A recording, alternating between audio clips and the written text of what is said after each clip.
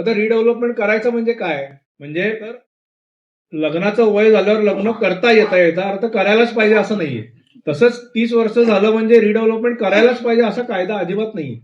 किंवा आपण जेव्हा बिल्डर निवडतो ना तेव्हा आता एक गोष्ट लक्षात ठेवली पाहिजे की आपल्याला काय नक्की हवंय. म्हणजे समोरच्यानी 10 मजली बिल्डिंग बांधली म्हणून मी पण बांधलीच पाहिजे असं अजिबात नाहीये. सध्या पुण्यासारख्या शहरात मोठ्या प्रमाणात होत असलेले रिडेव्हलपमेंट किंवा पुनर्विकास प्रकल्प. पुनर्विकास म्हणजे नक्की काय? या बाबतीत प्रसिद्ध ॲडव्होकेट रोहित एरंडे यांनी आज अभ्यास मंडळाच्या कार्यक्रमात सर्वांना उत्कृष्ट असे मार्गदर्शन केले. त्याचा हा भाग आपल्यासाठी. मेरिटमध्ये आलेला आहे, बीकॉम LLM झाले. त्यानंतर तो 7 वाजता बरं का, हो.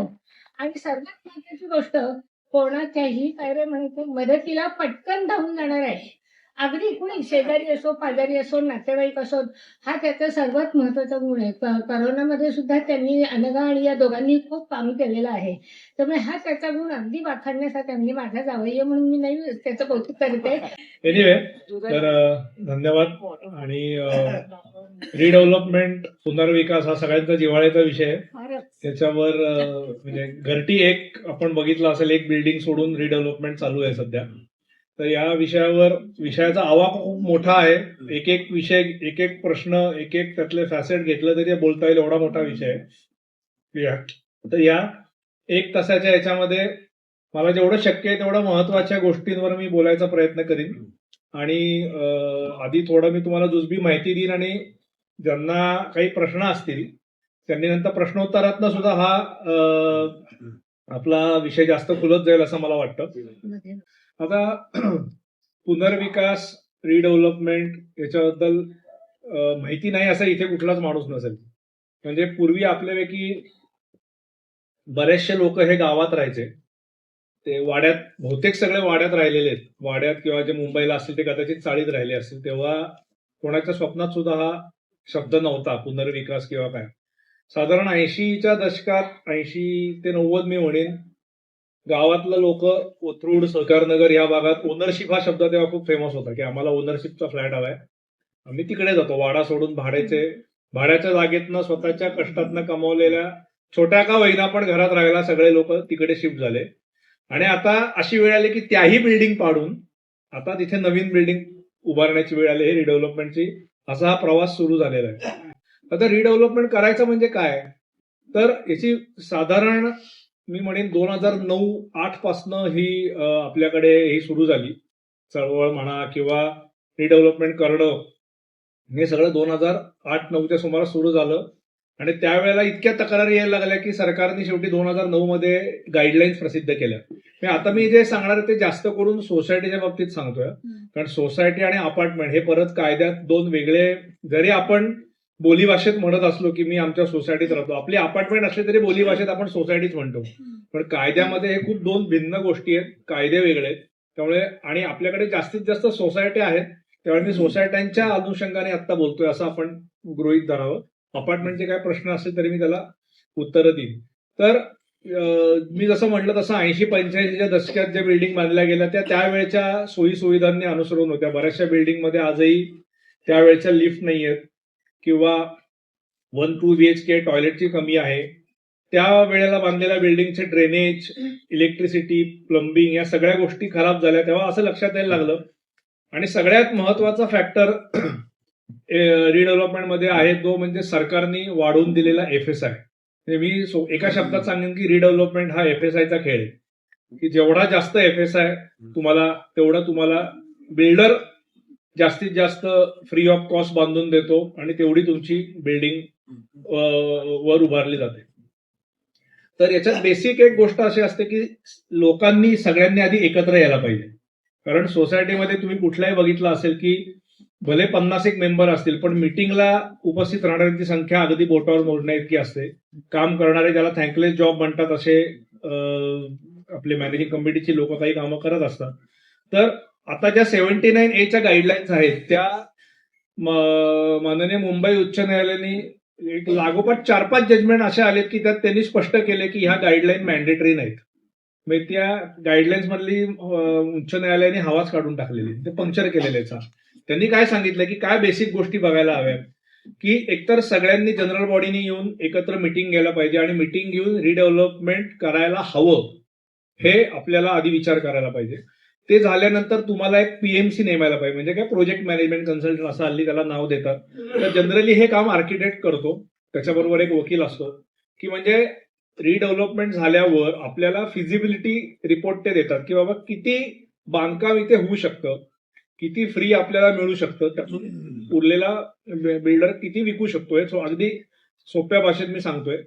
तर हा फिजिबिलिटी रिपोर्ट झाल्यानंतर मग टेंडर प्रक्रिया राबवली जाते. म्हणजे काय की बाबा चांगले चांगले बिल्डर यावेत म्हणून सोसायटी मार्फत टेंडर प्रसिद्ध केलं जातं की बाबा हे मिनिमम आमच्या एवढ्या रिक्वायरमेंट आहे, एवढ्या रिक्वायरमेंट ज्या फुलफिल करणारा जो कोणी बिल्डर असेल त्यांनी निविदा टेंडर भराव्या. त्याच्याप्रमाणे टेंडर कॉल केले जातात. टेंडर आल्यानंतर जो पीएमसी असतो त्यांचं काम काय असतं की त्या सगळ्या टेंडरचं एकत्रपणे अभ्यास करायचा. एक टॅब्युलर फॉर्मॅटमध्ये ते लिहून देतात की बाबा प्रत्येकाला गुण दिलेले असतात.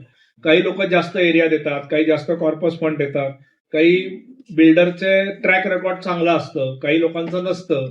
काही लोक जे सभासदांना जे बेनिफिट्स देणार असतात म्हणजे corpus fund, betterment charges, rent हे चांगले देतात. काही लोक एरिया कमी देतात. तर या सगळ्यामध्ये ऑन अन ॲव्हरेज टॉप 3 कोण आहेत हे निवडलं जातं. हे निवडल्यानंतर परत एक मिटिंग घेतली जाते जनरल बॉडी सभासदांनी, आणि त्या मिटिंगमध्ये सभासद ज्या 3 पैकी बेस्ट ऑफ 3 पैकी एक कोणीतरी निवडतो. आता हे सगळं होण्यासाठी सभासदांमध्ये संवाद असणं खूप गरजेचं आहे. कारण ऐन वेळेला मिटिंगला येऊन मला हा बिल्डर हवाय की हा नको असं होऊ शकत नाही. कुठला बिल्डर दिलाय तो का चांगला का वाईट याच्या अनेक अनौपचारिक गोष्टी, गप्पा या सभासदांमध्ये होणं गरजेचं आहे. कारण बरेच वेळेला असं होतं की हे सगळे कुठल्याही सोसायटीमध्ये वाद आम्ही बघतो हे इगोमुळे होतात, की कुठल्याही सभेमध्ये 10 वर्षापूर्वी हा माणूस मला असं म्हणला होता त्यामुळे याने आणलेला हा बिल्डर मला नको, असं बऱ्याच वेळेला बाहेर निघतं. म्हणजे आपल्याला कळतच नाही अरे आता त्याचा काय संबंध आहे, पण ते इतक्या वर्ष मनात राहिलेलं असतं. तर हे ह्या सगळ्याच्या बाबतीत तुम्ही सगळे एक आहात, एका प्लॅटफॉर्मवर येऊन जर तुम्ही ही प्रोसेस राबवली तर याचा फायदा सगळ्यांनाच होतो. पण याचा अर्थ असाही नाही की काही वेळेला असंही बघायला मिळतं की काही लोक जोर जबरदस्तीच्या जोरावर काहीतरी त्यांचे वेस्टेड इंटरेस्ट असतात म्हणून एखाद्या बिल्डरला आणतात. पण अशा वेळेला सभासदांनी हे लक्षात घेतलं पाहिजे की तुम्ही जोपर्यंत ऍक्टिव्ह पार्टिसिपेशन करत नाही तोपर्यंत तुम्हाला त्याचा फायदा मिळणार नाही. सोसायटीच्या बाबतीत कायदा आता सेटल्ड आहे की मेजॉरिटी प्रिव्हेल्स. म्हणजे पूर्वी ती 75% त्या बायलॉज प्रमाणे होती, आता 51% आलेली. की म्हणजे काय की 51% लोकांना वाटलं की रिडेव्हलपमेंट करायचंय आणि ह्या बिल्डरला निवडायचंय, तर मायनॉरिटीच्या लोकांना ते मानायला लागतं.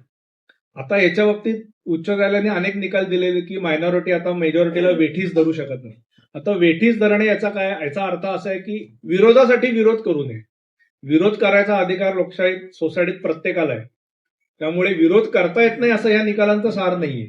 तुमचा विरोध जर खरंच लॉजिकल असेल, त्याला काहीतरी सपोर्टिंग डॉक्युमेंट्स असतील, तर अशाही काही केसेस आहेत जिथे अशा मायनॉरिटी सभासदांचा विरोध कोर्टाने मान्य केलेला आहे.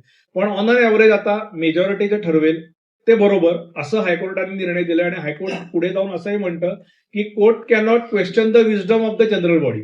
जनरल बॉडी जे ठरवतं ते त्यांच्या चांगल्यासाठीच असेल असं गृहीत धरूनच पुढे जायला लागतं, नाही तर कुठलाच निर्णय घेता येणार नाही. कारण सोसायटीमध्ये शेवटी खूप कमी वेळेला एकमताने निर्णय घेतले जातात. ते मॅक्झिमम वेळा हे बहुमतानेच निर्णय घेतले जातात. तर आपण जेव्हा बिल्डर निवडतो ना तेव्हा आता एक गोष्ट लक्षात ठेवली पाहिजे की आपल्याला काय नक्की हवंय. म्हणजे समोरच्यानी 10 मजली बिल्डिंग बांधली म्हणून मी पण बांधलीच पाहिजे असं अजिबात नाहीये. उलट आता आपण जर बघितलं असेल तर आपल्याकडे प्रचंड मोठे टॉवर्स यायला लागलेले आहेत. ह्या सगळ्या टॉवर्सला पुरवण्यासाठी जी काय पायाभूत सुविधा आहेत ह्या आपल्याकडे आहेत का असं आता विचारण्याची वेळ आलेली आहे. कारण मी एवढ्या वर्षात मी 1 का 2च सोसायटी अशा बघितल्या ज्यांनी स्पष्टपणे सांगितलंय की आम्हाला फ्लॅटचा एरिया कमी मिळाला तरी चालेल पण आमचे मजले कमी ठेव, आम्हाला आता शेअरर्स नकोय. कारण कसं असतं, there is no free lunch in the world आपण असं म्हणतो की तुम्हाला जरी बिल्डरनी अगदी जागेला जागा दिली तरी उरलेले तुम्हाला जागेला जागा देण्यासाठी जे काय उरणार आहे तो त्याला विकायचा आहे बाजारात. त्यामुळे तो जास्तीत जास्त फ्लॅट्स काढणार आणि तो विकणार. कारण कुठलाही बिल्डर हा काही चॅरिटीसाठी येत नाही, तो धंदा करायला येतो. त्यामुळे तुम्ही जर सांगितलं, तुम्हाला हा विचार करायला लागणारच आहे, तुम्हाला आम्हाला सगळ्यांनाच, की आता आपल्या ह्या Prabhat road, Deccan, Paud road alternate building redevelop होते आणि जिथे 4 मजली बिल्डिंग होती तिथे 10 मजली बिल्डिंग होते. त्यामुळे एवढा ताण आता वाढतोय, तर तेवढा ताण आपल्या बिल्डिंगला सहन होणार आहे का, आपल्याला गरज आहे का, हाही विचार आपल्याला करायचा आहे. कायदा काही तुम्हाला सांगत नाही की असं विचार करा किंवा करू नका. काही गोष्टी या आपल्या, आपण जो विजडम हा शब्द वापरला त्याच्यावर आहे. त्यामुळे हा निर्णय आपण पण घ्यायचा आहे की 100% हवी आहे का 60% घेऊन कमी मजले बांधलेली पण कमी लोक असलेली सोसायटी मला हवी आहे. हा असे बिल्डर मिळतात का, तर मिळतात, पण हा प्रत्येकाचा बघायचा दृष्टिकोन आहे. कारण एक गोष्ट खरी आहे की जुन्या बिल्डिंग झालेल्या आहेत. आता परत एक त्यात एक मी गंमत सांगतो की लोकांना असं वाटतं की 30 वर्ष झाली की रिडेव्हलपमेंट करायलाच पाहिजे. आता कायद्यामध्ये एक तत्व लक्षात घ्या की एखादी गोष्ट करता येते आणि एखादी गोष्ट करायलाच लागते, यात फरक आहे. म्हणजे लग्नाचं वय झाल्यावर लग्न करता येता याचा अर्थ करायलाच पाहिजे असं नाहीये. तसंच 30 वर्ष झालं म्हणजे रिडेव्हलपमेंट करायलाच पाहिजे असा कायदा अजिबात नाहीये. किंवा असं असं आहे का की बाबा 25 वर्ष झालीत बिल्डिंग पडायला आली पण 30 वर्षापर्यंत थांबायचं, असाही कायदा नाहीये.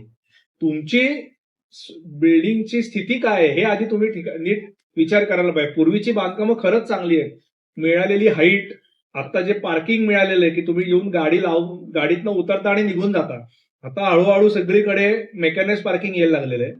त्याचा खर्च हा वेगळाच आहे. म्हणजे कुठल्याही रिडेव्हलपमेंटचे फायदे तोटे जर तुम्ही बघितले तर दोन्ही आहेत. फायदे नक्कीच चांगले आहेत की नवीन अम्युनिटीज मिळतात, काय सोलर मिळतं, चांगली लिफ्ट मिळते, लॉबी मिळते, नंतर अजून काय रिक्रिएशन हॉल मिळतो, या सगळ्या गोष्टी आहेत. पण तोटे म्हणाल किंवा त्याची निगेटिव्ह बाजू अशी आहे की मेंटेनन्स, प्रॉपर्टी टॅक्स याला एक शून्य ऍड होतं. हे नंतर लक्षात येत नाही कोणाच्या, की तो खर्च प्रचंड वाढतो आणि पाणी, ड्रेनेज, पार्किंग याच्यामध्ये सगळे वाटेकरी वाढतात. त्यामुळे रिडेव्हलपमेंटचे हे असे दोन्ही, कुठल्याही गोष्टीला चांगल्या वाईट बाजू असतात, तसं रिडेव्हलपमेंटच्या बाबतीत हे आहे. ते तर मी आता परत मागे येतो की जेव्हा पीएमसी तुम्हाला 3 बिल्डर सिलेक्ट करून देतो की बाबा हे माझ्या दृष्टीने हे 3 योग्य बिल्डर वाटतात, तर तुम्हाला त्याचा सगळ्यांना नीट अभ्यास करायला पाहिजे की बाबा हा एवढी गोष्ट देतोय, म्हणजे जो जास्तीत जास्त जागा देतोय तोच चांगला बिल्डर असं अजिबात नसतं.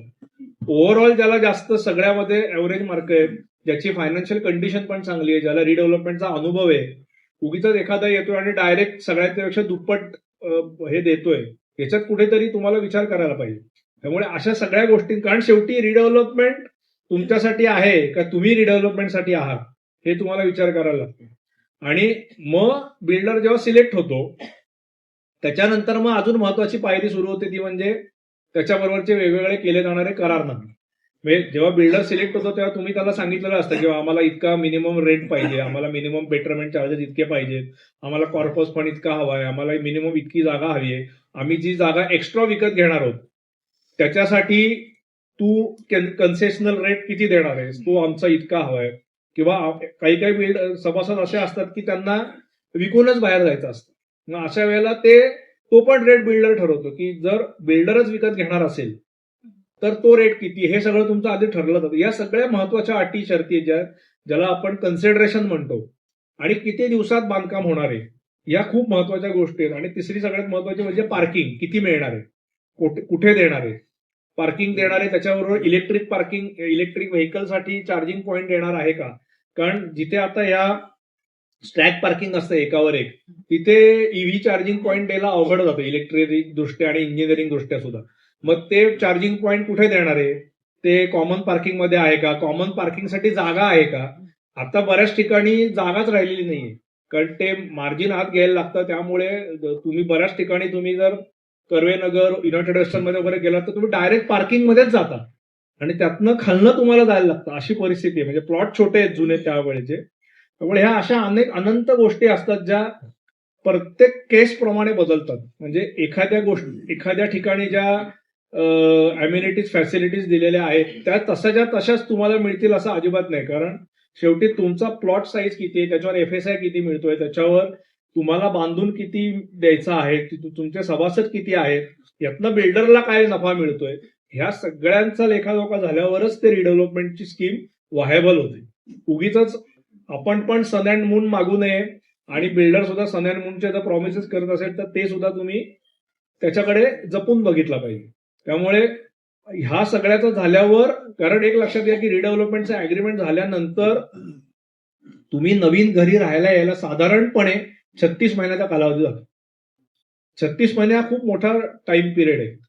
कारण बरेच वेळा आम्ही बघतो की सिनियर लोक म्हणतात 36 महिन्याचं कोणी बघितलंय, आम्ही नवीन घरात येऊ की नाही हे सुद्धा आम्हाला माहित नाही. त्यामुळे बरेच वेळेला लवकर रिडेव्हलपमेंटचा निर्णय घ्यायला लागतो. याचं कारण हे आहे, कारण खूप वेळेला आम्ही आता कोर्टात जे भांडतो ते सिनियर सिटीजन खूप वेळेला छोट्या छोट्या कारणांना भांडत असतात, पण ते कळते पण ओळख नाही अशी स्थिती असते.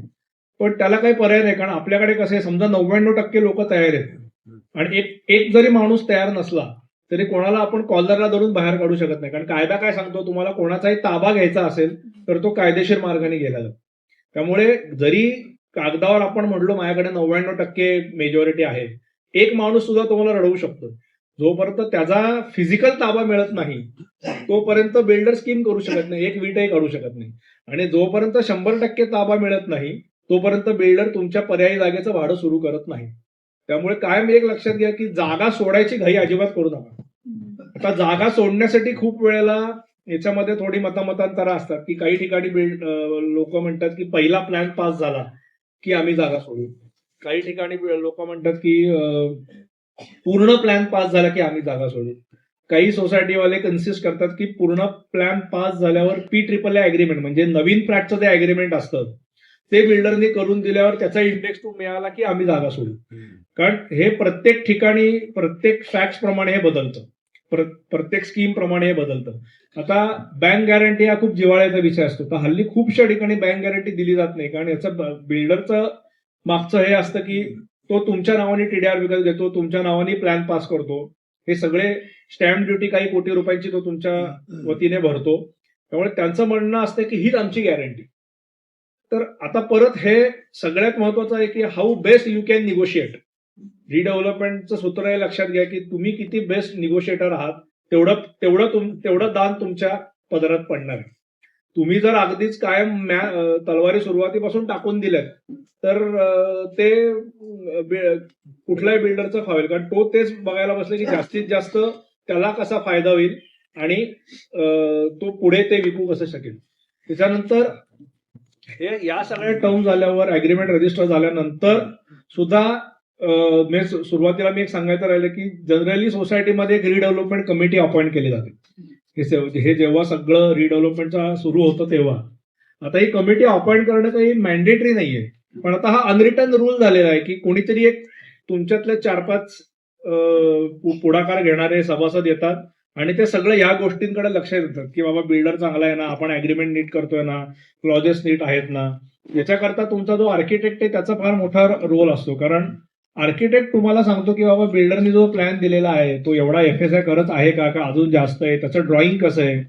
त्याच्यानंतर बांधकाम काम सुरू झाल्यानंतर ऍक्च्युअल काम चालू होताना सुद्धा आपले आर्किटेक्ट किंवा जो PMC असतो त्याचं काम असतं की त्या प्लॅन प्रमाणे काम होतंय की नाही, त्याचं वेळोवेळी रिपोर्ट देणं हे काम आर्किटेक्टचं आहे. आणि याच्यामध्ये वकिलांचा जो खूप मोठा रोल आहे, कारण प्रत्येक शब्द आपल्याला अग्रीमेंटमध्ये तोलून मापून लिहायला लागतो. तो नीट तपासून घेणं याच्याकरता तुम्हाला तज्ज्ञ वकिलांची गरज असते.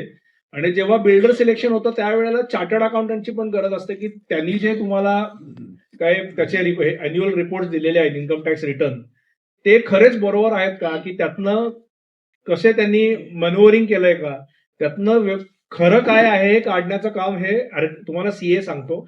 आणि हे सुरुवातीला CA असणं पण आपल्याकडे गरजेचं आहे. या माझ्या अनुभवात मी एवढं नक्की सांगतो की खूप वेळेला सोसायटीतली लोक किंवा त्यांचा हे असा असतो की कमीत कमी पैशात हे कन्सल्टंट जे सगळे आहेत त्यांनी असे कमीत कमी पैसे चार्ज करणाऱ्यांकडे आपण जाऊ. तर याचा हे कसं आहे, शेवटी बार्गेनिंग आहे. तुम्हाला बाजारात जसं रुपयाचं पेन मिळतं तसं मॉबलाचं पण पेन मिळतं, तुमच्यावर हे कुठलं वापरायचं ते. त्यामुळे प्रत्येक तुम्ही ज्या कन्सल्टंटकडे जाल त्याचा एक्सपिरियन्स, त्याला आलेले अनुभव, त्याचं ज्ञान, त्याच्याप्रमाणे त्या फिया कमी जास्त ठरतात. आणि ओव्हरऑल जर तुम्ही बघितलं तर ह्या फिया तुमच्या ओव्हरऑल कॉस्टच्या अतिशय नगण्य असतात आणि त्या सुद्धा तुम्हाला टप्प्याटप्प्याने द्यायच्या असतात. आणि त्या सुद्धा बऱ्याच वेळेला बिल्डरच तुम्हाला रिएम्बर्स करतो की तुमच्या कन्सल्टंटच्या फिया. म्हणजे असं काही कायदा नाहीये, पण most of the time this is one of the condition की आम्ही जे काही खर्च करू ते बिल्डर तुम्हाला रिएम्बर्स करून देणार. त्यामुळे याच्यासाठी तुम्हाला चांगले कन्सल्टंट तुमच्या बरोबर असणं गरजेचं आहे. आणि कन्सल्टंट हे इंडिपेंडंट हवेत. म्हणजे असंही कधी कधी होतं की काही लोक म्हणतात की आम्ही बिल्डरचं पण काम करू, फी आम्ही बिल्डरकडनंच घेऊ आणि आम्ही तुमच्यासाठी पण काम करू. तिथे लॉयल्टीचा प्रश्न येतो. म्हणजे तुमच्यासाठी एकच माणूस दोघांसाठी काम करतोय आणि फी दुसरीकडनं घेतोय, तर हा विचार तुम्ही करायला पाहिजे की फी काही किरकोळ पैसे वाचवण्यासाठी आपण असा निर्णय घ्यायचा का. याचा अर्थ असा नाही की असं काम करत नाहीत, जे काही लोक करतात प्रामाणिकपणेही करतात, पण हा परत प्रत्येकाचा ज्याचा ज्याचा चॉईस आहे. अजून एक प्रॅक्टिकल गोष्ट मला सांगायची वाटते की जेव्हा जुनं घर सोडायची वेळ येते, हा फार एक महत्वाचा टप्पा असतो की आता आपल्याला किल्ल्या द्यायच्या आहेत. तर बरेचदा असं होतं की लोकांचा कल असतो की जास्त कमीत कमी कालावधीत आपण सोडावं, म्हणजे आपल्या अंगावर भाडं पडणार नाही. की बिल्डर देतोय, कारण जनरली कसं असतं, प्लॅन पास झाला की 30 दिवसाची नोटीस देतो बिल्डर आणि त्या ह्याच्यात तुम्ही जागा सोडून त्याला ताबा देणं गरजेचं असतं. काही लोक अगदी त्या नोटीसच्या पहिल्या दिवसापर्यंत थांबतात. पण प्रॅक्टिकली सांगतो, असं घर मिळत नाही. 30 दिवसात आपल्याला आवडेल असं आखूड शिंगी कमी चारा खाणारी अशी गाय म्हणतात तसं घर मिळणं हे अवघड आहे सध्याच्या काळात. कारण इथे इतकी कामं आजूबाजूला रिडेव्हलपमेंटची चालली आहेत. त्यामुळे आपण राहतो त्या ठिकाणी, कारण आपल्या सगळ्यांना माहिती असेल की आपले पेपरवाले, दूधवाले, कामाला येणाऱ्या बायका ह्या सगळ्या येऊ शकतील अशा ठिकाणी ते सुद्धा आपल्या बजेटमधलं घर मिळणं हे खूप अवघड असतं. त्यामुळे आम्ही लोकांना सांगतो की तुम्ही पदरचे 2 महिन्याचं भाडं गेलं तरी चालेल, कारण तुम्हाला तिथे 3 वर्ष राहायचंय पुढे.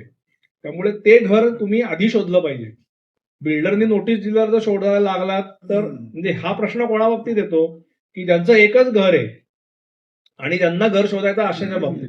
ज्यांचे 2-3 फ्लॅट आहेत, ज्यांनी इन्व्हेस्टमेंट म्हणून घेतलाय, त्यांना नाही फरक पडत.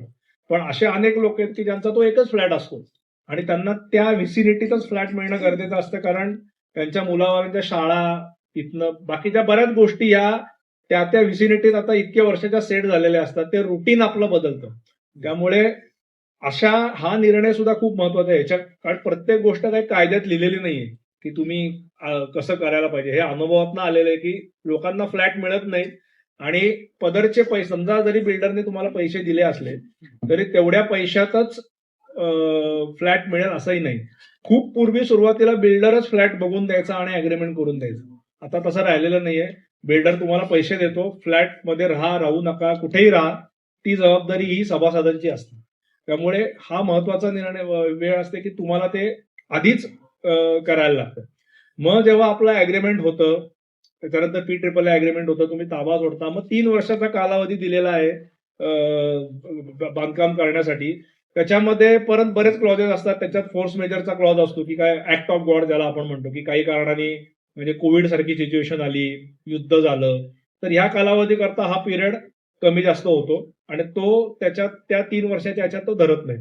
मग जेव्हा बांधकाम पूर्ण होतं, ऑक्युपन्सी सर्टिफिकेट म्हणजे ह्याचा दाखला मिळतो आपल्याला, तो मिळाल्यानंतर मग बिल्डर तुम्हाला परत नोटीस देतो की आता तुम्ही यू ऑक्युपाय द प्रिमायसेस. आणि मग ते संपल्यानंतर मात्र त्या नोटीसच्या एंडला तुमचं भाडं मिळणं बंद होतं. नंतर तुम्ही घ्या नाही तर घेऊ नका. आणि मग याच्या आता रेराप्रमाणे कसं आहे की 51% लोकांनी बुकिंग केलं किंवा 51% झालं की मग बिल्डरला अपार्टमेंट किंवा सोसायटी करायची असते.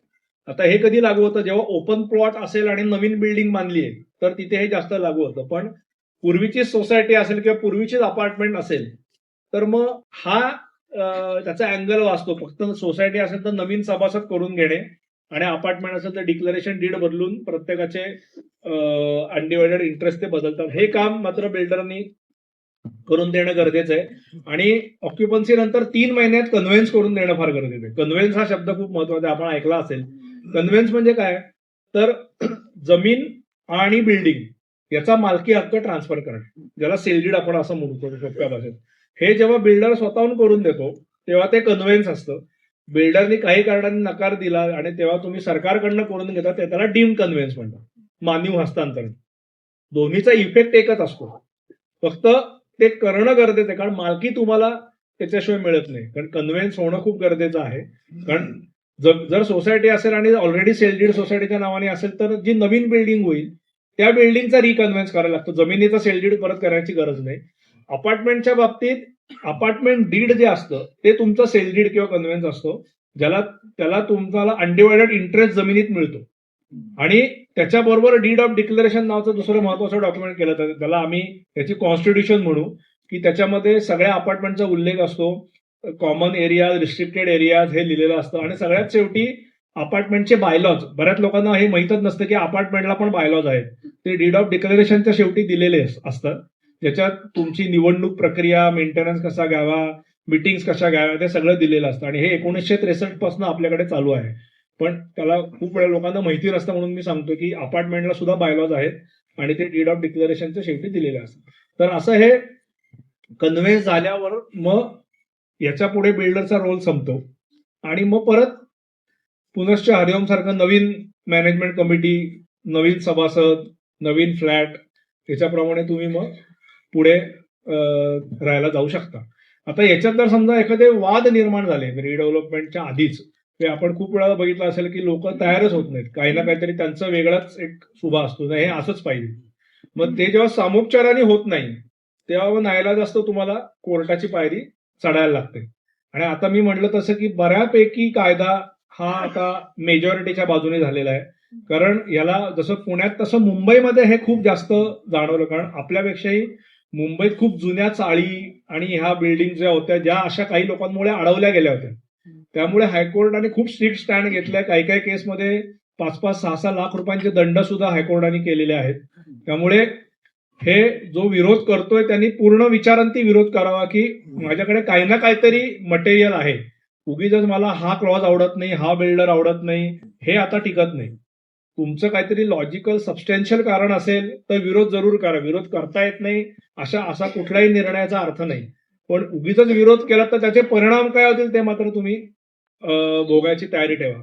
या अनुषंगाने अजून एक गोष्ट मला सांगायला आवडेल, की बरेच वेळेला म्हणजे आता इथे मॅक्झिमम सगळे माझ्या आई वडिलांच्याच वयाचे आहेत, की रिडेव्हलपमेंटचा फ्लॅट मला माझ्या मुलाच्या नावावर करायचा आहे, किंवा असं खूप वेळा लोकांना शंका असते की बाबा आता मला नवीन फ्लॅटवर माझ्या मुलाचं नाव लावायचं.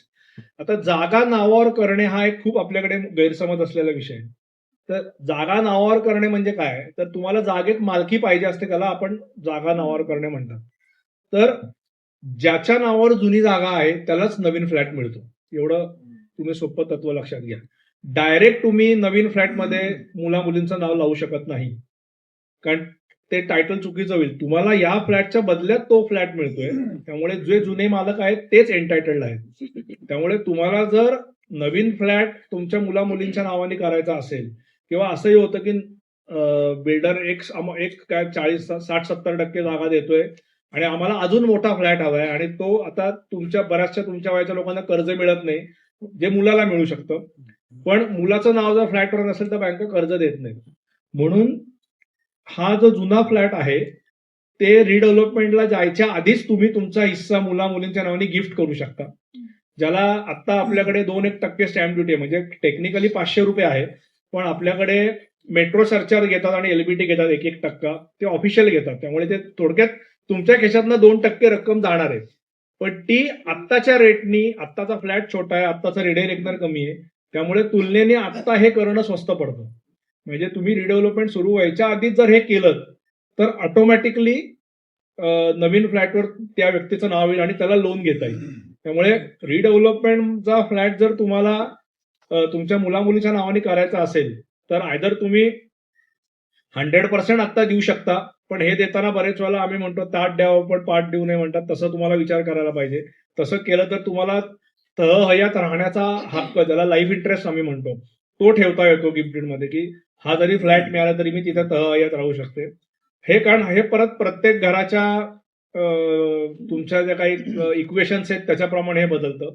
अदरवाईज तुम्हाला जर नवीन फ्लॅट द्यायचा असेल तर मृत्यूपत्राचा पर्याय आहे, की जो जेव्हा तुमच्या नावाने जेव्हा इंडेक्स तो तयार होईल, PAAA अग्रीमेंट होईल, त्यानंतर तुम्ही विल करून ते तुम्हाला ज्याला द्यायचं त्याला देऊ शकता. पण डायरेक्ट नवीन अग्रीमेंटमध्ये नाव घालता येत नाही. काही ठिकाणी ते घालतात पण ते चुकीचं आहे, कारण तुम्हाला ते टायटलच मिळू शकत नाही, कारण तुम्हाला जुन्या फ्लॅटमध्ये तुमचं नाव आहे म्हणून नवीन फ्लॅट देत आहेत. त्यामुळे डायरेक्ट नवीन फ्लॅटमध्ये नाव रजिस्ट्रार काही विचारणार नाही, कारण रजिस्ट्रारला ती अथॉरिटी नाही की तुम्हाला मालकी आहे की नाही विचारायची. त्याचं काम एवढंच आहे की स्टॅम्प ड्युटी भरले की नाही एवढं बघणं. त्यामुळे आता तुम्ही हे लक्षात घ्या की जर आता असं कोणाचं असेल तर तुम्हाला ते आत्ताच करणं क्रमप्राप्त आहे आणि ते तुलनेने स्वस्त पण पडतं. म्हणजे थोडक्यात स्टॅम्प ड्युटी भरून तेवढा फ्लॅट विकत घेतल्यासारखं होतं. म्हणजे असा विचार केला तर तो स्वस्त वाटतो. नाहीतर अरे बापरे 2 लाख कोण भरणार असा विचार केला तर 2 लाख ही अमाऊंट कायमच जास्त वाटते. पण तुम्ही जर आज नवीन फ्लॅट विकत घ्यायला गेलात तर तुम्हाला स्टॅम्प ड्युटीपेक्षा आधी कन्सिडरेशन आणि त्याच्यावर 7% स्टॅम्प ड्युटी एवढे पैसे भरायला लागतात. बेरज ते गिफ्ट जर केलं तर फक्त स्टॅम्प ड्युटी जी काही लाखात जाते ती भरून तुम्हाला मालकी हक्क मुलाबाळांना देता येतो. त्यामुळे तुम्हाला जर असं काही करायचं असेल तर हे तुम्हाला आधीच करणं भाग आहे. आता बऱ्याच वेळेला तर मी महाराष्ट्र टाइम्समध्ये गेले 4 वर्ष सदर लिहित होतो. त्यामुळे मला खूपसे प्रश्न रिडेव्हलपमेंटचे आले. तर मी थोडक्यात सांगतो की काही लोक विचारतात की सर आम्ही आमचे दारं खिडक्या ग्रिल घेऊन जाऊ शकतो का. तर ते घेऊन कुठे जाणार हा प्रश्न आहे तुम्ही नवीन घरी. तर असं घेता येत नाही कारण टेक्निकली कॉर्पोरेशनच्या दृष्टीने तुम्ही जर दारं खिडक्या काढल्या तर ते बिल्डिंग पाडायला सुरुवात केली असं समजलं जातं. त्यामुळे तुम्हाला हे अग्रीमेंटमध्ये पण लिहून घेतलं जातं की दारं खिडक्या चौकटी ह्या तुम्ही काढून नेऊ शकत नाही. तुमच्या घरातले आतले फिटिंग्स न्या. म्हणजे लोक फॅन लाईट ट्यूबलाईट सगळं घेऊन जातात. त्याचं काय करतात माहित नाही कारण पुढे त्या दुसऱ्याच फ्लॅटमध्ये कुठेतरी राहायला जायला असणार तिथे ऑलरेडी या गोष्टी असतात. पण हे लोक घेऊन जातात. पण असं करता येत नाही. किंवा बऱ्याच वेळेला सभासदांच्या मध्ये इंटरनल वाद असतात की वडील गेलेत आई गेली तो फ्लॅट त्यांच्या नावावर होता आणि आता भावंड फ्लॅट सोडत नाही. सगळे म्हणतात माझाच हिस्सा आहे. तर अशा वेळेला आता कोर्टाने सांगितलं की हे वाद तुम्ही सोडवायचे. तुमचा जो फ्लॅट मिळणार आहे तुम्हाला जे बेनिफिट्स मिळणार आहेत ते बाजूला ठेवले जातील. तुम्ही नंतर तुमच्या आपसात ठरवा किंवा कोर्टाचा निर्णय जो होईल त्याप्रमाणे बिल्डर तुम्हाला देईल. पण तुमच्या इंटरनल भांडणांमुळे तुम्ही अख्खी स्कीम वेठीस धरू शकत नाही. त्यामुळे तुमच्यात जर काही इंटरनल वाद असतील तर त्या आधी सामोपचाराने मिटवणं जे रामदास स्वामी म्हणतात असं तुटे वाद संवाद तो हितकारी. हा संवाद कम्युनिकेशन असणं खूप गरजेचं आहे. सोसायटी असो ना तर काही असो कम्युनिकेशन नसेल तर तुम्हाला कुठलेच वाद सुटणार नाही. त्यामुळे हे तुम्हाला वाद इंटरनली आधी सोडून घ्यायला पाहिजेत. तर असे अनेक प्रश्न आहेत. आता एवढ्या याच्यावर मी 7 बरोबर अर्धा तास झालेला आहे. आता अर्धा तास पुढचे आपण प्रश्नोत्तराचा त्रास. धन्यवाद. बिल्डिंगच्या ज्या हाईट्स वगैरे आहेत तर टेक्निकली महानगरपालिका त्यांचं जे काही पाण्याचं वगैरे सगळी सिस्टम आहे त्याला हे सगळं कॉन्ग्रुएंट करण्याचा असं काही लॉ आहे का की आता तसं नाहीये काही. सपोज जे अवेलेबिलिटी आहे पुण्याला ती पाण्याची अवेलेबिलिटी आहे तर सगळ्या 24 मधली बिल्डिंग झाल्या तर असं काही आहे का की ज्याच्यात कोणी कोर्टात गेलं काय अजून तरी नाही गेलं. पण आता काही ठिकाणी आमच्या इथे सुद्धा काही लोक आता एकत्र येऊन हे आता जनजागृती करायला लागले. जे मी सांगितलं की आता मिळणारच नाही. मग याची सोंग नाही आणता येणार की पाणी आणू शकतो मी वगैरे असं होणारच नाही. नाही म्हणजे नाही. पार्किंग नाही. पण आता हा परत की हा ॲज अ कम्युनिटी आपल्याला पण विचार करायची वेळ आली की आपल्याला असे एवढे मोठे म्हणजे जे सोसायटी आता रिडेव्हलपमेंटला जाणार आहेत त्यांनी आपल्याला खरंच एवढी गरज आहे का हा आता विचार करायची वेळ आलेली आहे. पण खूप वेळा लोक म्हणतात त्यांनी केलं आम्ही करू. ज्यांचं होईल जे सगळ्यांचं होईल तेच माझं होईल असं जर आपण केलं तर याला काही याला उत्तर. उलट आपल्याकडे मेट्रो त्यांचं असं हे आहे की जास्तीत जास्त लोकांनी मेट्रो वापरावी म्हणून त्यांना जास्तीत जास्त FSI दिलाय. आणि त्यांचा एक नियम असाही आहे की सोसायटीमध्ये पार्किंग हे मेट्रोसाठी पण करायला पाहिजे. ज्या मेट्रोच्या एरियाच्या जवळ ज्या सोसायट्या आहेत त्यांना जास्त FSI का देतात की पार्किंग आता हे पब्लिक पार्किंग ठेवलं जाईल. कोणीही येऊन पार्किंग तुमच्या गाडीत करेल आणि मेट्रो वापरेल असा त्यांचा विचार आहे. पण ह्याला कॉर्पोरेशनने आय थिंक स्थगिती दिलेली आहे. पण मध्यंतरी पौड रोड आणि आयडियल कॉलनीतल्या खूपशा सोसायट्यांना अशी नोटीस निघाली होती की ह्या नियमाप्रमाणे तुम्हाला मेट्रोचा FSI दिलाय. आता पार्किंग म्हणजे थोडक्यात पुढे दारच नाही ठेवायचं. कुणी येईल आणि गाडी लावून जाईल. पण ह्यात बऱ्याच रिस्क आहेत. त्यामुळे असा बेसिकली असा एवढा FSI द्यायला पाहिजे का हाच मुळात प्रश्न आहे. तो आता दिला गेलेला आहे. तर याच्या पुढे देता येईल की नाही आता हे लोकांनीच ठरवणं गरजेचं आहे.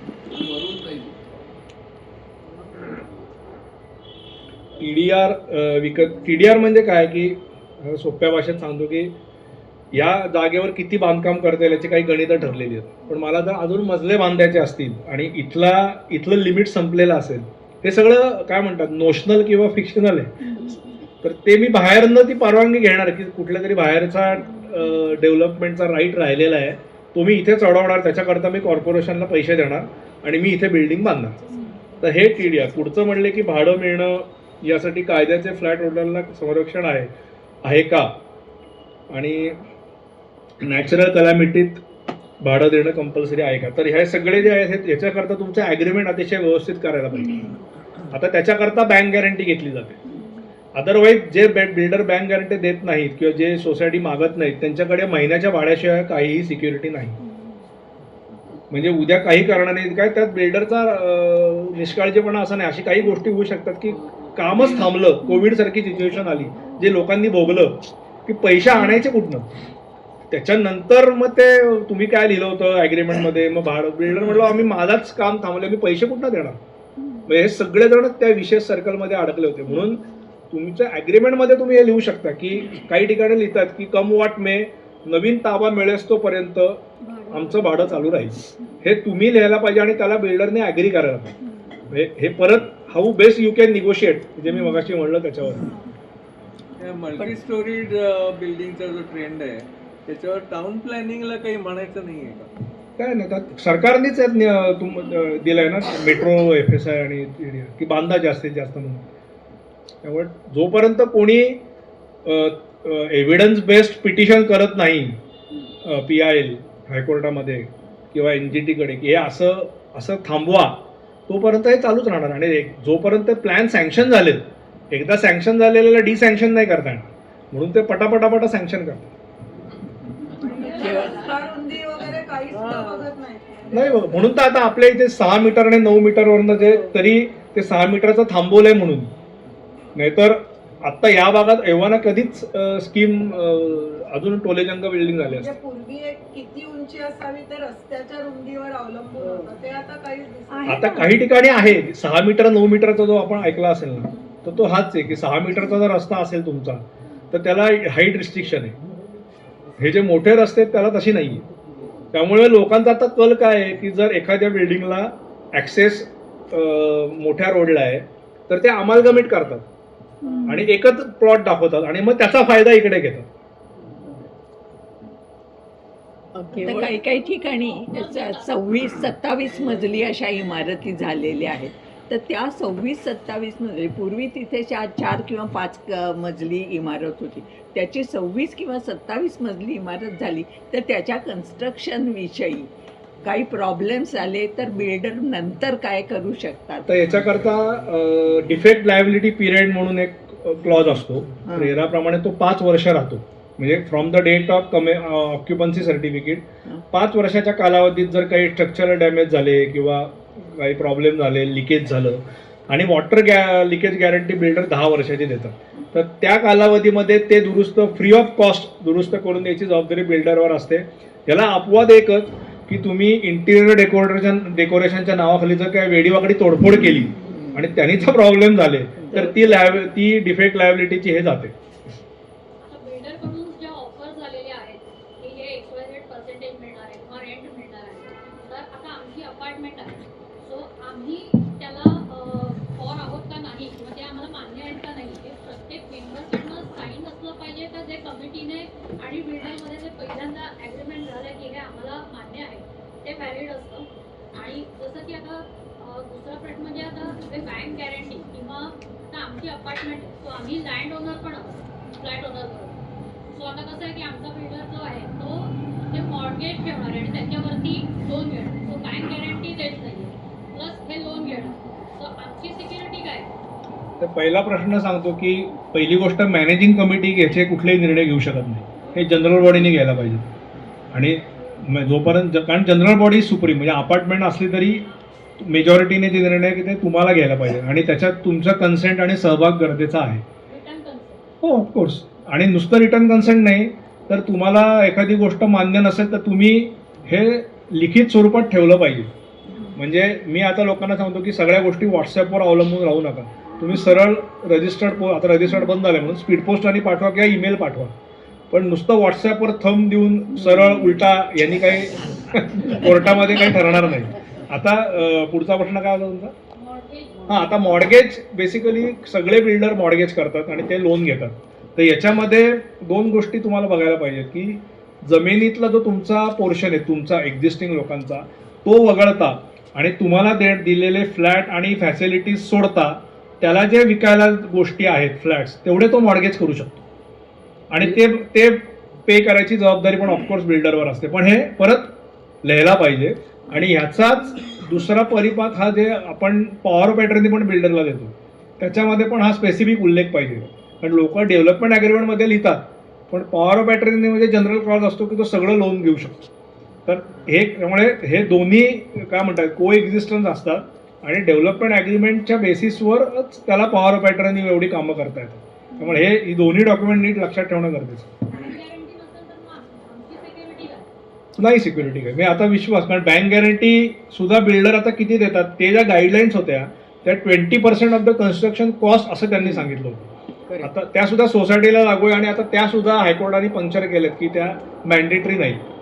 त्यामुळे आता काही लोक बँक गॅरंटी देत नाहीत, काही लोक FD देतात किंवा काही लोक म्हणतात आम्ही तुम्हाला आमचा एक फ्लॅट लिहून देऊ. पण शेवटी जे पैसे डोळ्याला दिसतात ते खरे. त्यामुळे तुम्ही सोसायटीच्या नावाने FD तरी कमीत कमी मिळाली आणि ती जर बिल्डरनी ब्रीच केला तर ती तुम्ही वापरू शकता असे क्लॉजेस त्यात लिहिणं गरजेचं आहे. भले त्या FDवरचा इंटरेस्ट बिल्डरला घेऊ देत पण तसं कारण शेवटी तुम्ही काय लिहिलंय ना पांढऱ्यावर काळं काय केलं हे कोर्टामध्ये ठरतं. पण बँक गॅरंटी न देता बिल्डर पाळून गेला तर मग नाही मग अशा वेळेला रेराकडे जाऊन तुम्हाला पुढे जाऊन रेरा दुसरा बिल्डर अपॉइंट करू शकतं.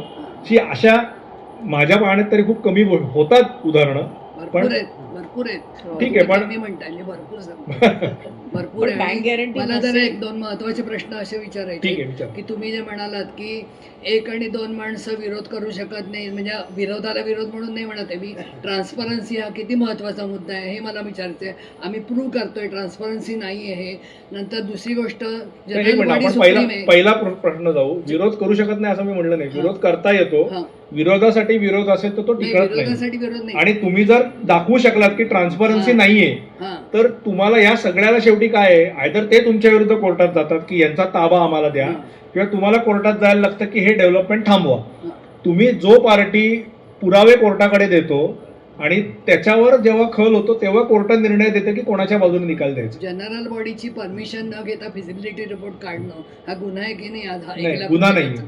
1 लाख रुपये जनरल बॉडीची परमिशन न घेता कारण हा बरोबर म्हणजे चुकीची गोष्ट आहे ना ही.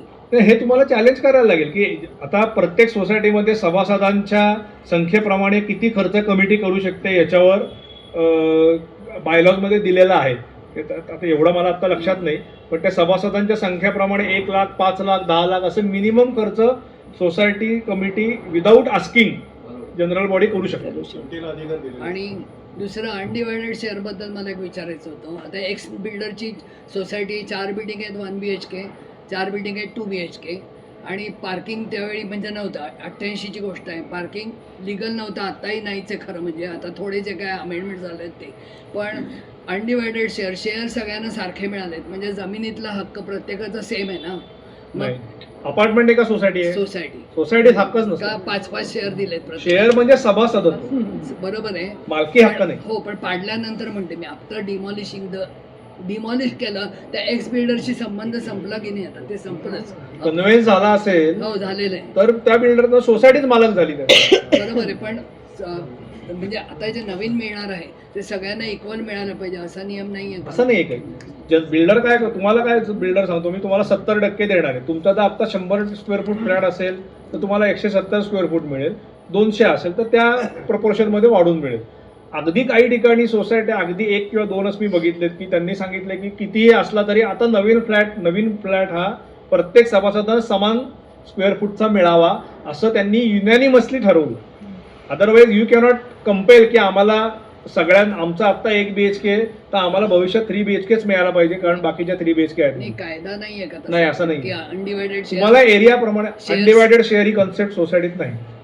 नाही. अपार्टमेंट मध्ये असेल तर ठीक आहे तुम्हाला जमिनीत राईट असतो म्हणून. पण बिल्डिंगला parking, what about parking? Parking हे परत तुमच्या जेवढे अवेलेबिलिटी आहे, पार्किंगचं अग्रीमेंट नाहीये कोणाचंही.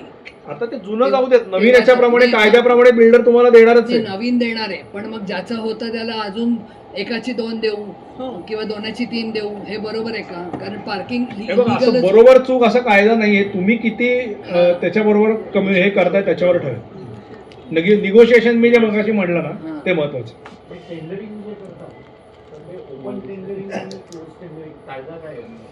तर आता ह्या बायलॉज मध्ये पण काही नव्हतं. टेंडरिंग तुम्ही प्रायव्हेट टेंडरिंग पण करू शकता की पब्लिक नोटीस न देता तुम्ही तुमच्यात 10 लोकांनी टेंडर भरलं तरी चालतं आणि जाहीर नोटीस देऊन खुलं ओपन टेंडरिंग पण तुम्ही करू शकता. अल्टिमेटली काय, तुम्ही ॲज अ जनरल बॉडी हा साधक बाधक विचार करून निर्णय घ्यायचा की आपण कोणाला निवडायचं, असं नाही. केवळ 30 वर्ष झाली म्हणून रिडेव्हलपमेंट करायची. स्ट्रक्चरल ऑडिट लपवून ठेवलं ऑडिट रिपोर्ट, की अजून 50-60 वर्ष काही होणार नाही. हा, कारण आमच्याकडे तो प्रकार चालू झाला तर तेव्हा मी म्हटलं म्हणजे अजूनही आर्किटेक्ट सांगतो की अजून 40 वर्ष या बिल्डिंगना काहीही होणार नाहीये, पण तरीही केवळ आमची मेजॉरिटी आहे म्हणून आम्ही रिडेव्हलपमेंट करायचं. तर आम्ही ऑब्जेक्शन घेऊ शकतो. मेजॉरिटी पेक्षा आर्थिक सगळे कोणीही ऑब्जेक्शन घेऊ शकतं. हा, असा कुठलाही डॉक्युमेंट नाही जे चॅलेंज होत नाही आणि कुठलाही याला तुम्ही ऑब्जेक्शन घेऊ शकता. कारण आम्ही जेव्हा त्यांना सांगितलं की तुम्ही आर्किटेक्टचं हे घ्या, रिपोर्ट घ्या, स्ट्रक्चरल ऑडिट रिपोर्ट घ्या, ते घ्यायला तयार नाही. तुम्ही घ्या मग. हा, पण आम्ही घेऊन तो म्हणजे स्टँड होतो. मग उद्या जेव्हा वादाचं निर्माण होईल तुम्हाला तो दाखवत आहे की स्ट्रक्चरल ऑडिट सांगते की चांगलं आहे, तर म्हणजे शेवटी परत हे प्रत्येक केसच्या फॅक्ट्सवर ठरतं. लपवून ठेवतात स्ट्रक्चरल ऑडिट. ही हा? दोनच्यापेक्षा जास्त झालं असेल तर स्ट्रक्चरल ऑडिट कंपल्सरी नाही असं काही आहे? नाही असं अजिबात नाही. तुम्ही 10 वर्ष झाली तरी स्ट्रक्चरल ऑडिट रिपोर्ट घेऊ शकता. सोसायटीमध्ये परत बायलॉज मध्ये त्यांनी ठराविक वर्षानंतर स्ट्रक्चरल ऑडिट रिपोर्ट मॅन्डेटरी केलेला आहे. आता तुझे मेजॉरिटीचं म्हणलं की 70% लोकांनी सांगितलं की करायचं आणि 30% लोक म्हणतात की नाही स्ट्रक्चर चांगलं आहे वगैरे वगैरे, म्हणजे ते खरंही असतं. तर काय होतं? पण आता जर 70%च्या प्रमाणे सपोज त्यांनी टेंडरिंग केलं, बिल्डर अपॉइंट केला आणि हे जे 30% लोक ते हलायलाच नाही, तर बिल्डरच्या हातात काय की त्याला बिल्डरला हलवायचं नाही. अशा म्हणून मी म्हटलं की 1% जरी माणूस नाही म्हणला, 99% जरी कागदावर हो म्हणत असले आणि एकच माणूस नाही म्हणला तरी ऑफिशियली तुम्ही त्याला लिगली बाहेर काढल्याशिवाय बिल्डर एक वीट सुद्धा हलवू शकत नाही. बरोबर. पण मग लिगली बिल्डर नाही, बिल्डर आता ह्याचा तर 70% लोकांचं वाटेल, 51% लोकांचं जे बिल आहे ते तिथे चालत नाही, तो माणूस फिजिकली हलायला तयार नाही. तर मग हे जे उरलेले 70% त्याला फिजिकली हलवायला काय करू शकतात?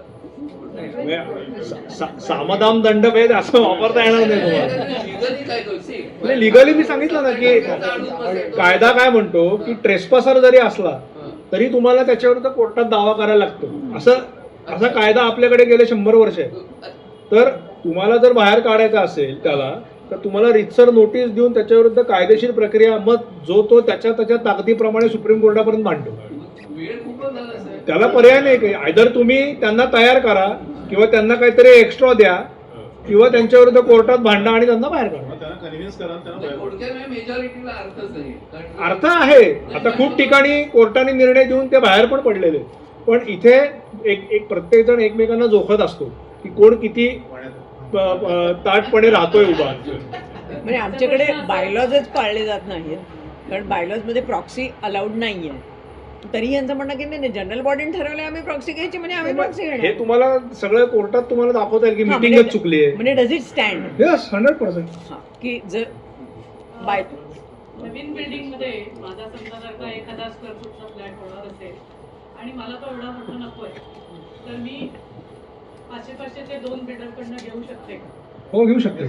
जर डिझाईन मध्ये बसत असेल तर घेऊ शकतो. पण म्हणजे काही वेळेला नंबर ऑफ सभासद वाढतात म्हणून अनेक बिल्डर नाही म्हणतात. नाही, शेवटी सभासद हे वाढणारच आहेत आणि मग जेव्हा सोसायटी तयार होते तेव्हा त्याला नवीन कॅपिटल ऍड करून सभासद वाढणार असतातच. त्यामुळे अशा खूप ठिकाणी होत आहेत. तर माझ्या माहितीतले 2-3 जिथे आता पौड रोड किंवा काही ठिकाणी जिथे 140% बिल्डरनी दिलेले आहे, तिथे लोकांनी 2-2 फ्लॅट घेतले. एक, कारण प्रॅक्टिकली 2,500-3 हजार स्क्वेअर फुटचा फ्लॅट मेंटेनच होऊ शकत नाही, तो झाडता सुद्धा येणार नाही. त्यामुळे लोक 1,500 हजार स्क्वेअर फुटाचे घेतात, एक भाड्याने देतात, एक विकतात. त्यामुळे स्प्लिट करून देऊ शकतात, प्रोव्हायडेड तुमच्या डिझाईनमध्ये ते बसतंय. नाही पण हे असं करत असताना मूळ सभासदालाच तो मिळाला पाहिजे, जे तुझं कंटेन्शन होतं ते. मग दोन्ही फ्लॅट मध्ये तो सभासद एकच असेल का? तो त्याच्याच नावाने मिळणार किंवा तो, आणि एका माणसाला एकापेक्षा जास्त फ्लॅट घेता येतात काहीतरी, त्याला काही बंदी नाही आहे. हा, पण त्या एकाच माणसाला तिथे नाव पाहिजे ना. हो, त्याच्याच नावावर मिळणार, एकाच माणसाला 2 फ्लॅट मिळणार. हो, सभासद होतो. आता हा आपल्याकडे ग्रे एरिया आहे की एक माणूस 2 वेळा व्होट करू शकतो का? कायद्यामध्ये तरतूद अशी आहे की वन पर्सन 1 मेंबर, पण 1 पर्सन मोर दॅन 2 मेंबर होऊ शकतो का 2 वेळा? आता असं काही बंदी नाही आहे. कारण तुम्ही तर एका माणसाला एकच वेळा मतदान करू शकता असं म्हणता, आणि दुसरीकडे 2 फ्लॅट आहेत म्हणून 2 मेंटेनन्स द्यायचे, 2 प्रॉपर्टी टॅक्स द्यायचे, 2 लाईट बिलं भरायची, पण मतदान मात्र त्याने एकदाच करायचं. तर हा ग्रे एरिया आहे, अजून गेलेला नाही आपल्याकडे. पण आमच्याकडे अपार्टमेंटच्या बायलॉजमध्ये हे लिहिलेलं आहे की जरी एका माणसाच्या नावाने 2 फ्लॅट असतील तरी त्याला व्होटिंग राईट एकच आहे, हे आमच्या बायलॉज अपार्टमेंटमध्ये तर तुमच्या अनडिवायडेड इंटरेस्ट प्रमाणे व्होटिंग राईट आहे, त्यामुळे तिथे 1 मत 2 मत हा प्रश्न त्याचा संबंधच नाहीये. ओके. आपण पुण्यात मेट्रो याच्याकरता आणली की रस्त्यावरच्या वाहतुकीला उत्तर म्हणून मेट्रो आणली आणि रस्त्यावरती जी अडथळे होतात म्हणून मेट्रो आणली, आणि ती मेट्रो किफायतशीर व्हावी म्हणून आता आपण FSI परत 4-4 वगैरे देतोय. तर आता हे काहीतरी विचित्र नाही वाटत? नाही, म्हणून तर कोणी आता जे काही पर्यावरण तज्ज्ञ आहेत, पर्यावरण त्याच्यात काम करतात, त्यांचं जोपर्यंत कोर्टात जात नाही, टेक्निकली हे काही इलिगल नाही की FSI दिल्या, हे जोपर्यंत एव्हिडन्स बेस्ड सिद्ध होत नाही की याच्यामुळे ताण येतो या पायाभूत सुविधांवर, तोपर्यंत चालू नाही.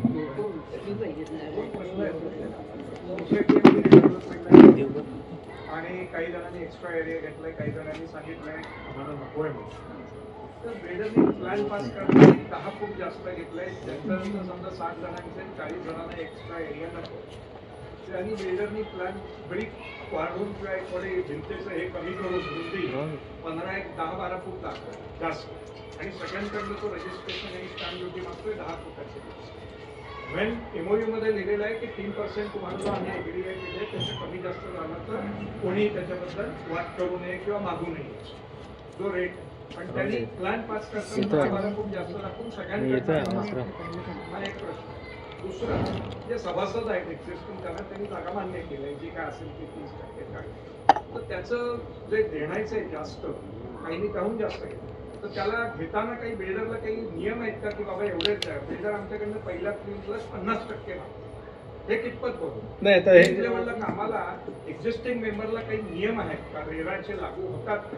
आहेत ना, रेराप्रमाणे पैसे कसे घ्यावेत हे स्लॅब्स दिलेले आहेत.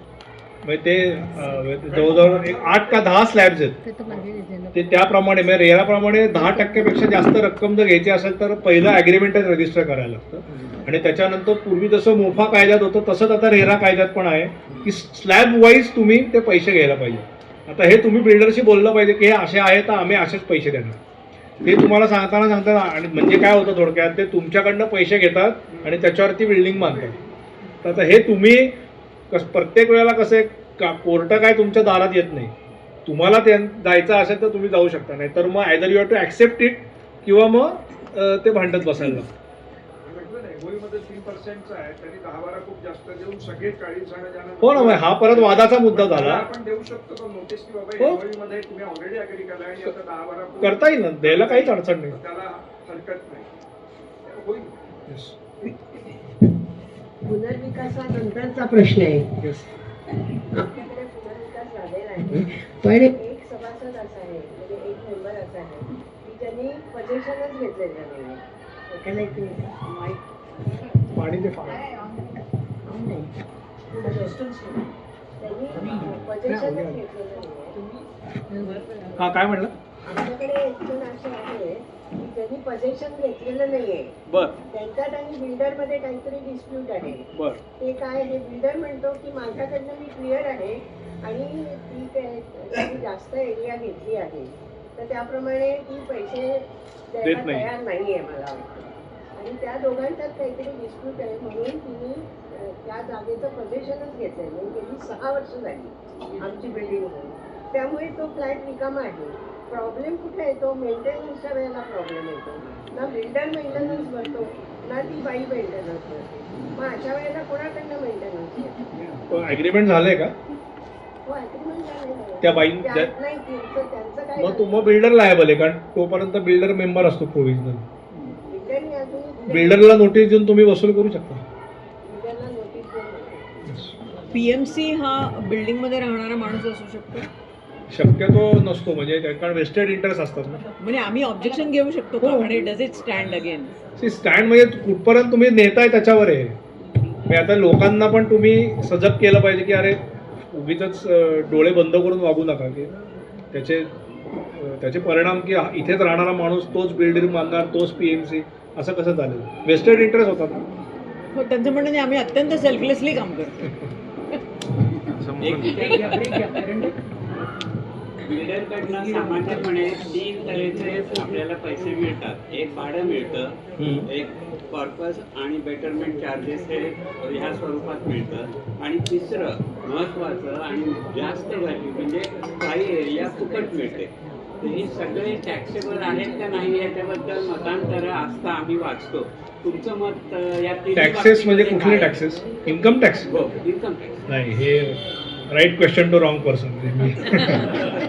मी काय टॅक्स प्रॅक्टिस करत नाही, त्यामुळे मला नाही सांगता येत. नाही, कारण भाड्याचं मी जे ऐकलंय, आय मे बी रॉंग, की जर 3 वर्षा परत पुढे जर काम गेलं तर कदाचित कॅपिटल गेन लागू शकतो 30 महिने. तर असं आहे. अदरवाईज जीएसटी वगैरे जे आहे ते बिल्डरनी भरायला पाहिजे. जे तुम्ही विकत घेता तो खर्च तुम्ही करायला पाहिजे. त्यामुळे हे तुम्ही जो फुकट मिळतो तो मोठा, म्हणजे त्याच्यात जी 2 मतं आहेत ती, नाही तर फुकट मिळतो तो भाग त्याची व्हॅल्यू सुद्धा काही लाखात कोटीत सुद्धा होते.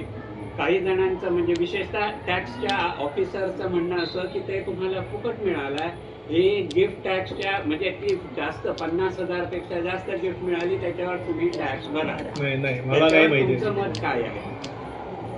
कारण ही फुकट मिळालेली आपल्याला नातेवाईकांना फक्त काही प्रसंगी वगैरे ते नाही. तुम्ही कुठल्या तरी चांगला सीएलाच विचारा, लेखी. आम्ही दोघंही सीएच आहोत. आता तुम्हीच सांगा, तुमचं मत सांगा.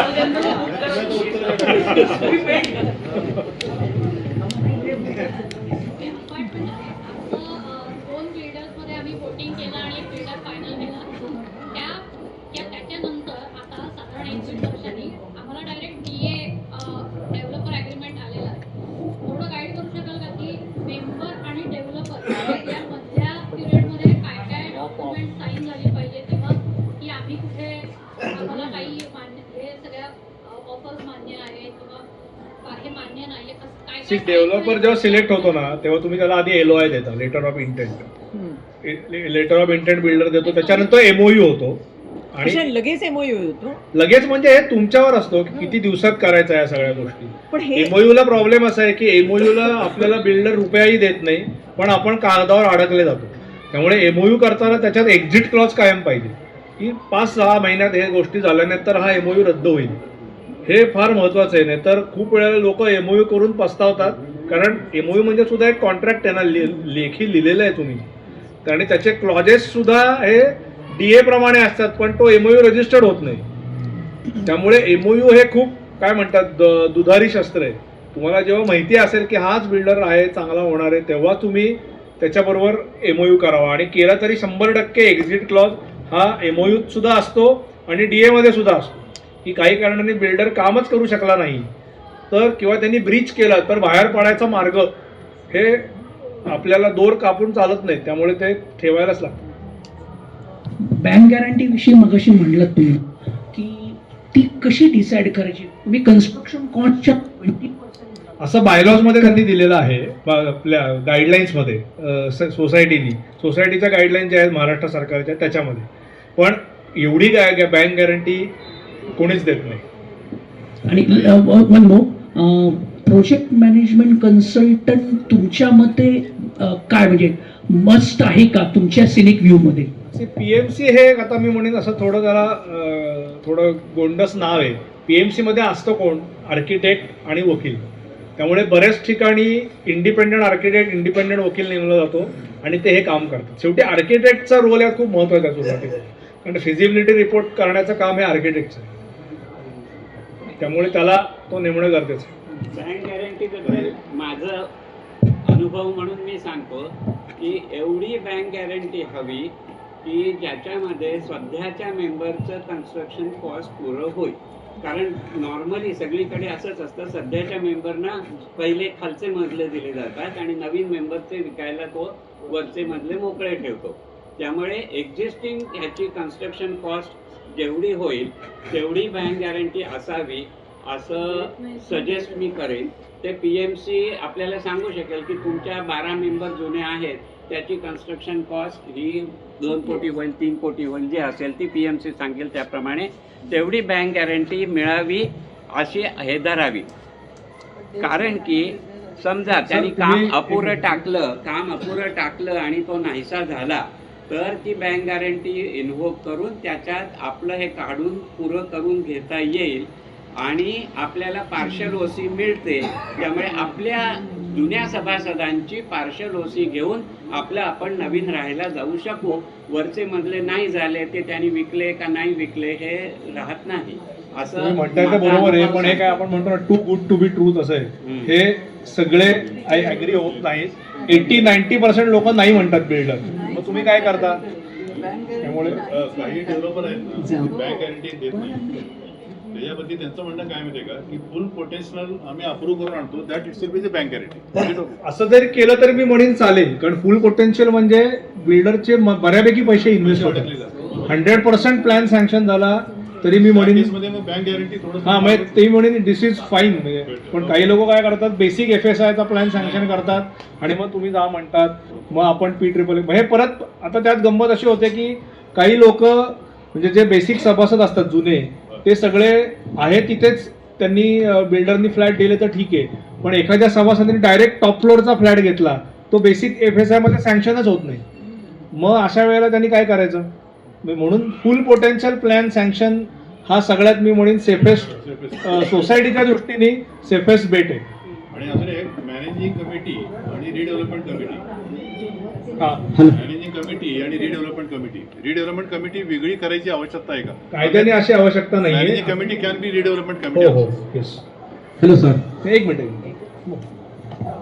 डेव्हलप झाल्यानंतर ती मुलांच्या नावावर जावी अशी जर इच्छा असेल तर आपण म्हणाला त्याप्रमाणे स्टॅम्प ड्युटी भरायची काय 2% त्यावेळेला आणि त्याच्या आधीच ती मुलांच्या नावावर करून टाकायची. पण अशा वेळी गिफ्ट डीड म्हणजे गिफ्ट टॅक्स भरायला लागेल का? आणखीन नाही लागणार का? गिफ्ट टॅक्स अबॉलिशच झाला माझ्या माहितीप्रमाणे. I may be wrong. म्हणजे आम्हाला आमच्या CAने सांगितलं की गिफ्ट टॅक्स भरायला लागेल. तुम्ही हयात असताना जर तुम्ही मुलांच्या नावावर प्रॉपर्टी केली तर नाही का? तो प्रश्न हॅलो, येतो. हॅलो. हा बोला. मेट्रोच्या जवळ ज्या सोसायटी आहेत त्यांना जो फायदा होतो मेट्रोच्या FSIचा वगैरे, तर त्याच्यामध्ये आणखीन काही कंडिशन आहेत का? म्हणजे प्लॉट एवढाच एरियाचा पाहिजे किंवा बेसिक कंडिशन येते की प्लॉटचा एरिया. शेवटी मी बघा सुरुवातीला म्हणलं तसं रिडेव्हलपमेंट हा FSIचा खेळ आहे. तुमचा जेवढा प्लॉट मोठा तेवढा FSIचा साईज मोठा तेवढं तुमचं बांधकाम कमी जास्त होणार. त्याप्रमाणे तुमचे साईड मार्जिन बदलणार, त्याप्रमाणे तुमचं डिझाईन बदलणार, तुमची हाईट ठरणार. त्यामुळे भले तुम्हाला 4 FSI इथे मिळत असेल पण इथे जर कन्झ्युमच होणार नसेल तर उपयोगच नाही. नाही म्हणजे प्लॉटची असं काही मर्यादा आहे की 5 गुंठेच पाहिजे किंवा 5 गुंठ्याच्या वर पाहिजे, जरी तो मला नाही सांगता येणार. हे तुम्हाला आर्किटेक्ट सांगू शकेल.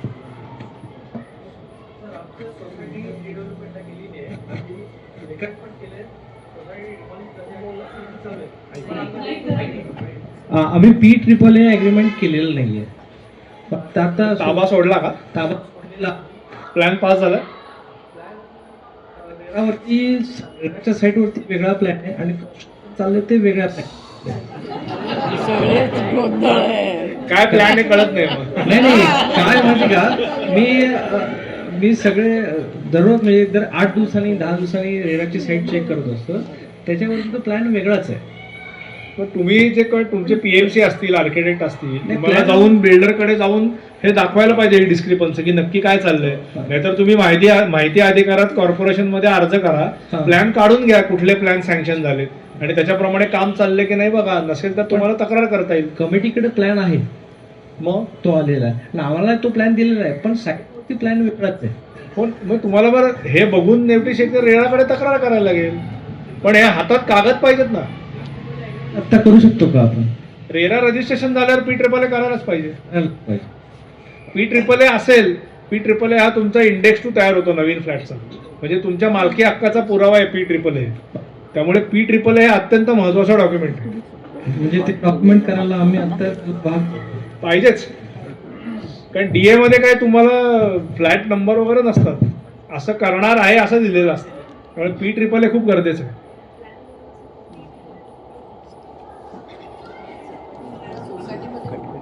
एक यांचा एक प्रश्न आहे, बिल्डरला फ्लॅट विकायचा असेल तर कोणत्या स्टेजला? आता बिल्डरला फ्लॅट एकच मिनिट, बिल्डरला फ्लॅट विकायचा म्हणजे काय हा बेसिक प्रश्न आहे. म्हणजे तुमचा जुना फ्लॅट विकायचा आहे का नवीन फ्लॅट विकायचा आहे? जुना फ्लॅट विकायचा असेल तर तो आधीच बिल्डर तुमचा फ्लॅट सेलजींनी विकत घेतो.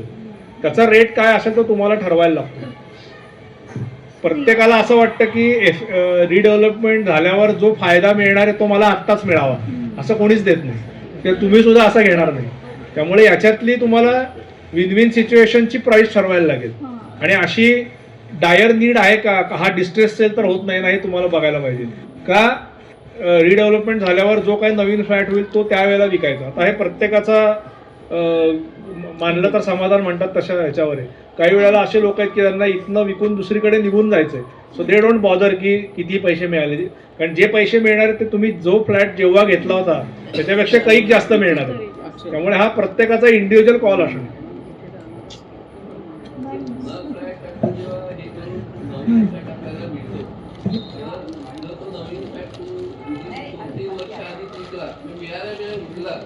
जुन्या फ्लॅटचं त्यावेळेचं जे हे असेल काय तो रेडी रेकनर रेट आणि नवीन फ्लॅटचा त्यावेळेचं त्याचा डिफरन्स तर कॅपिटल गेन पडेलच ना. पडतो बहुतेक. परत हे CS सांगू शकेल परफेक्ट. 3 वर्ष ऍक्च्युली विकता येत नाही नवीन तो मिळाल्यानंतर. हा, म्हणजे विकला तर टॅक्स भरायला लागेल, विकता येत नाही म्हणण्यापेक्षा. बरोबर. एक मिनिट, त्या मागच्या का मला एक प्रश्न विचारायचा. माहिती आहे ना, नाही त्या विचारतात प्रश्न काही.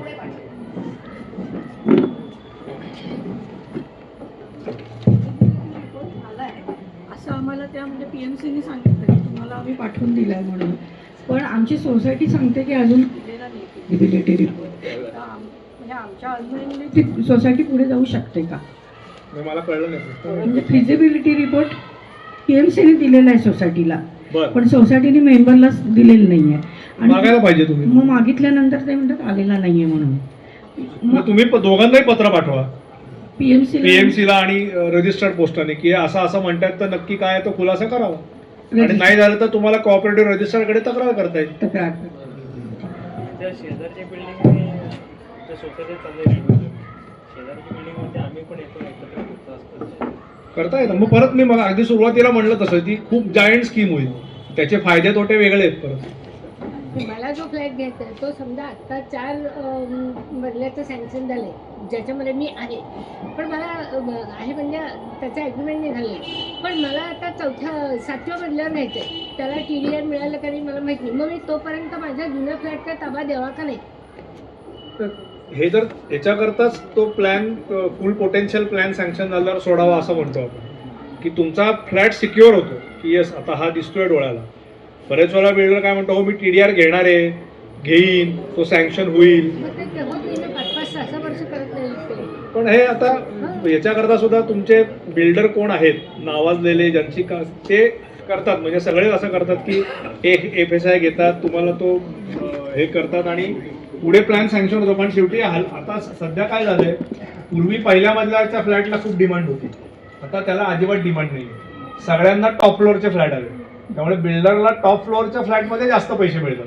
त्यामुळे त्याचा तो USP असतो की टॉप फ्लोअर मी व्यवस्थित करीन आणि ते मोठे फ्लॅट असतात. त्यामुळे ते प्लॅन पास करणं हे त्याच्याशिवाय त्याची स्कीमच ती व्हायबल होऊ शकत नाही. त्यामुळे तो हे करणारच प्रयत्न. पण म्हणून जर पूर्ण पोटेन्शियलचा प्लॅन सँक्शन झाला, अख्ख्या बिल्डिंगचा प्लॅन सँक्शन झाला, की तुमच्या डोळ्याला दिसत असतं की आपलाही प्लॅन कागदावर आहे, तेव्हा तसं करणं जास्त इष्ट आहे असं माझं मत आहे. परत प्रत्येकाच्या स्कीम प्रमाणे ठरतं. बंगल्यांच्या स्कीम मधला प्लॉट आहे तिथे आता रिडेव्हलपमेंट झालेली आहे, म्हणजे चालू आहे रादर. तर त्या नवीन होणाऱ्या सोसायटीचं स्टेटस काय असतं, म्हणजे सोसायटीमध्ये सोसायटी असं होणार का? सोसायटी विदिन सोसायटी होते आणि ती जी सोसायटी असते ॲज अ लिगल एंटिटी ही त्या मूळ सोसायटीची सभासद होते आणि त्या सोसायटीचे जे चेअरमन सेक्रेटरी असतात त्यांना तिथे मतदानाचा हक्क मिळतो. त्यामुळे त्या बिल्डिंगमध्ये राहणाऱ्यांना तसं बघायला गेलं तर 2 मेंटेनन्स द्यायला लागतात. एक पॅरेंट सोसायटीचा जो काय असेल तो आणि एक तुमची जी बिल्डिंग होती त्याचा. पण जे फ्लॅट होल्डर असतात त्यांना त्या मूळ सोसायटीचा सभासदत्व मिळत नाही. क्लिअर टायटल कोणाला मिळतं म्हणजे ती सोसायटी मेंबर होते ना आणि त्याच्या नावाने सोसायटीच्या नावाने त्याचं लीज ट्रान्सफर होतं. आता आमच्याकडे अपार्टमेंट ओनरशिप आहे आणि आमच्या बायलॉज मध्ये लिहिलेलं आहे की आत्ताचा जो प्रत्येकाचा अनडिवायडेड शेअर आहे दॅट विल रिमेन परमनंट, म्हणजे तो कधीही बदलणार नाही. आता रिडेव्हलपमेंट झाल्यानंतर जेव्हा आणखीन फ्लॅट ओनर्स येतील तर मग त्यांना कुठली लँड दिली जाते किंवा ते अपार्टमेंट ओनर्स त्याच्यामध्ये तुमचा शेअर बदलणारच, कारण परमनंट म्हणजे जोपर्यंत बिल्डिंग आहे तोपर्यंत परमनंट राहणार असा अर्थ आहे. एकदा बिल्डिंग पडली की तुमचा शेअर बदलणार, म्हणजे तुम्हाला आता 10% असेल तर तो 5% होणार, पण त्या प्रपोर्शन मध्ये तुमचा फ्लॅट पण मोठा होणार. नवीन जो फ्लॅट आहे तो मोठाच मिळणार ना तुम्हाला, तो छोटा नाही मिळणार आहे. त्यामुळे तुम्ही आता 5 लोक आहात, अजून 5 लोक ऍड झाल्यावर प्रोपोर्शनेटली तो शेअर कमीच होणार आहे तुमचा, तो व्हायलाच लागेल, नाही तर का बिल्डिंग कशी बांधणार. म्हणजे आता अपार्टमेंट ओनरशिप आहे म्हणून नंतरही ती कंटिन्यू होऊ शकते. अपार्टमेंट मधनं बाहेर पडायचं असेल तर तुम्हाला मेजॉरिटी, शक्यतो मी तर लोकांना सांगतो की हा वेगळाच विषय आहे अपार्टमेंट आणि सोसायटी. मी अगदी थोडक्यात सांगतो की अपार्टमेंट कधी पण चांगलं आहे असं माझं वैयक्तिक मत आहे. आणि अपार्टमेंटमधनं सोसायटी बाहेर पडायचं असेल तर 51% लोकांची आता कन्सेंट लागते. हा कायदा अतिशय चुकीचा आहे खरं तर. पूर्वी 100% लोकांची होती, कारण माझं सेल डीड अदरवाईज उरलेले लोक कॅन्सल करतात आणि ते कॅन्सल करून सोसायटीच्या नावाने परत तुम्हाला कन्व्हेन्स करायला लागतो आणि त्याची स्टॅम्प ड्युटी कोण भरणार, ती आत्ताच्या रेटने भरायला लागतं. त्यामुळे हा डबल खर्च आहे. त्याच्यामुळे apartment should continue. Deed of declaration नवीन होणार.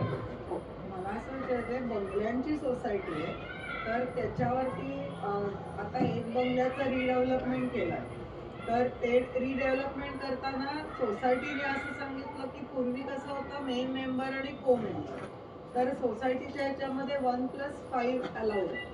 तर 3 फ्लॅट जर विकले गेले तर आता सोसायटी म्हणते की आता ह्याचं अपार्टमेंट करायचं. आता 1+5 आहे तर एक मेन मेंबर आणि को मेंबर असं राहणार नाही, तर असं करता येतं का?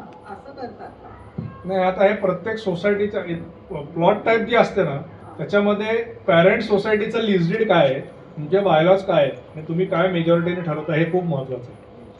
आता बऱ्याच वेळेला काय होतं, मी मगाशी सांगितलं तसं की पॅरेंट सोसायटीमध्ये लीजवर प्लॉट असतात, म्हणजे जमीन सोसायटीच्या मालकीची असते. तुम्हाला 999 वर्षाच्या मुदतीने प्लॉट मिळतात. म्हणजे ते 999 म्हणजे ॲज गुड ॲज मालकी असली तरी मालकी नाही, ती लेसी आहात तुम्ही. आणि मग ते जे लीज डीड असतं ते लीज डीड जनरली इंडिव्हिज्युअल माणसांना ट्रान्सफर होतं, पण जिथे सोसायटी होते तिथे त्या सोसायटी ॲज अ एंटिटी ती ट्रान्सफर होते. म्हणजे अपार्टमेंट केलं तर त्या 6 लोकांच्या वरती अपार्टमेंट केलं तर मग त्या 6 लोकांची नावं लीज मध्ये यायला पाहिजे, कारण अपार्टमेंट असोसिएशनचं 1+2 असं होतं. की शेवटी मेंबरशिपचं काय आहे, मेंबरशिपला वर्षातनं एकदा मतदान कोणी करायचं हे सोडून अदरवाईज मेंबरशिपला काही फार मोठं सोनं लागलेलं नाही. त्यामुळे मेंबरशिपचं मेन हा मतदानाशी निगडीत आहे, अदरवाईज तुम्ही सगळे इक्वल असाल. मला असं वाटतं सगळ्यांनी आपापल्या मनातल्या काय काय शंका किंवा आपल्या पर्सनल ह्याच्याशी निगडीत ह्या पण सगळ्यांना त्यांनी बरोबर सांगितलेले आहेत, त्याबद्दल त्याला खूप खूप धन्यवाद. जिव्हाळ्याचा विषय आपण आज बोललो, सगळ्यांनी छान प्रतिसाद दिलाय त्याबद्दल धन्यवाद.